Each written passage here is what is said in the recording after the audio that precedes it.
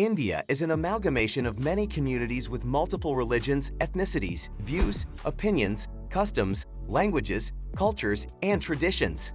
While the country is known for some of the most brilliant scientific minds in the world and advanced technology, it's also home to people whose lives are all about Indian culture and traditions. Many Indian traditions are still strictly followed by people across the country, even if surrounded by opposition and controversy. Even in an increasingly modern world, Indian society still places much importance on Indian culture.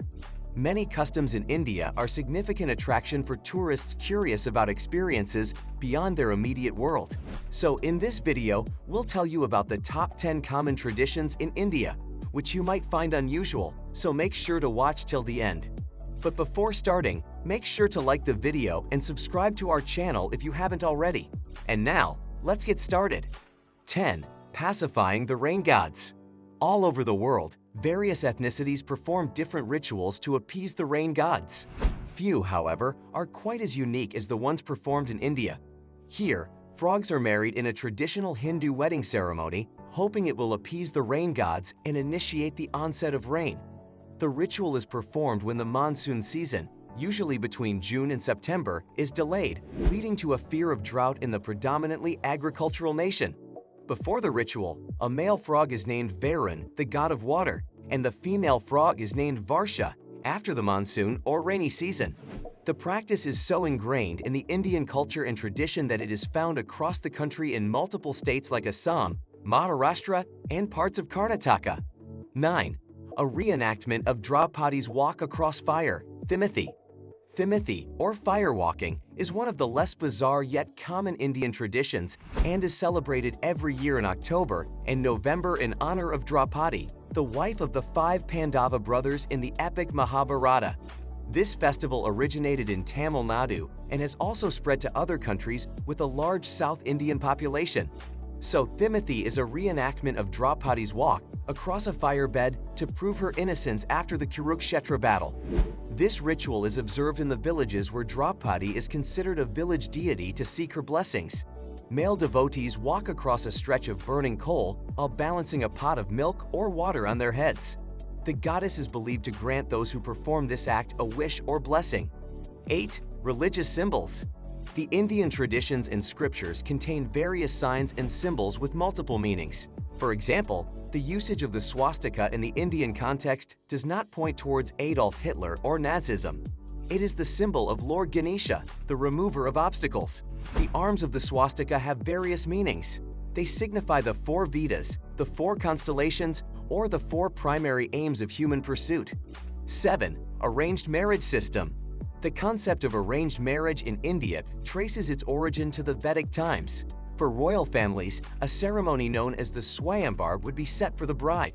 Suitable matches from all over the kingdom were invited to either compete in some competition to win over the bride, or the bride would choose her ideal husband. Even today, arranged marriage remains a favorite among Indians and is an integral part of Indian traditions. 6. Architecture, the science behind temples. Most temples are located along the Earth's magnetic wave lines, which help maximize the available positive energy. The copper plate, Garbhagriha or Mulestan, buried under the main idol absorbs and resonates this energy to its surroundings. Going to the temple often helps in having a positive mind and garnering positive energies, which in turn leads to healthier functioning. It is also a practice to take off footwear before entering places of worship because they would bring the dirt to an otherwise cleansed and sanctified environment. 5. Holy cow. Cow, in Indian culture, is considered to be a holy animal. She is worshipped as a maternal figure and is a depiction of the bounty of Mother Earth. Lord Krishna, who grew up as a cow herder, is often depicted as playing his flute among cows and gopis, milkmaids, dancing to his tunes. Interestingly, Lord Krishna is also known as Govinda or Gopala, which translates to the friend and protector of cow. Hence, cows have an auspicious significance in Indian culture and religion. Even Lord Shiva's trusted vehicle is Nandi, the sacred bull. Thus, feeding a cow or contributing to cow shelters is of immense religious importance for Indians. The Vedic scriptures, in various verses, have emphasized the need to protect and care for cows. Cows are a source of life-sustaining milk.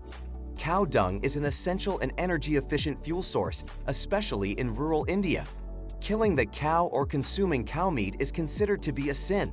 Hence, several states in India have banned the slaughter of cows by law.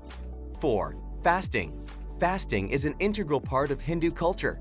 Fasts, or vrats or uppas, are a way to represent your sincerity and resolve or express your gratitude to the gods and goddesses. People throughout the country observe fasts during various religious occasions. Some people also observe fast on different days of the week in favor of a particular god or goddess associated with that specific day. It is widely believed that by doing so, you are depriving your body of a basic necessity and thus punishing yourself to cleanse off the sins you have committed until the day of the fast. The rules and regulations of a rapid are under the particular occasion.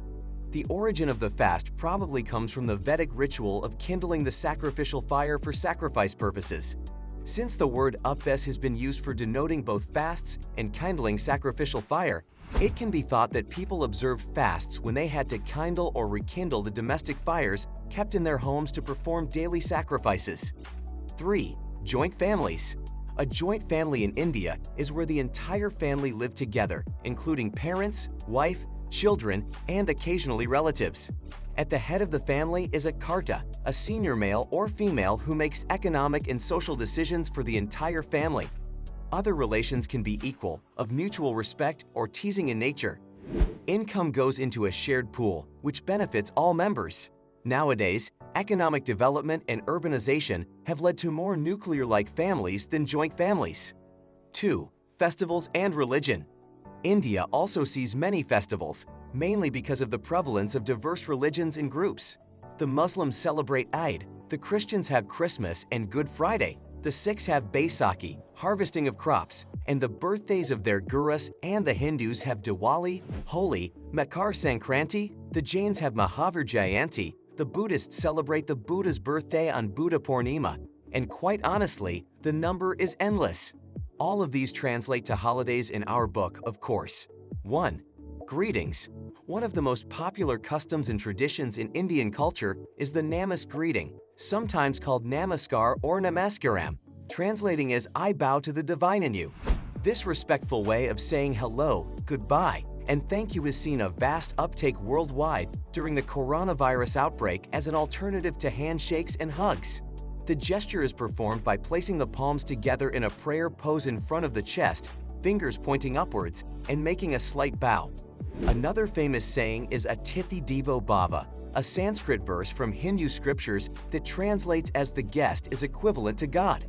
In Indian culture, guests have always been given supreme importance. You might also encounter the Indian headshake, which can mean yes, thank you, or indicate understanding, depending on the context of the conversation. And that's it for today. Thanks for watching. If you liked the video, subscribe to our channel and we'll see you next time.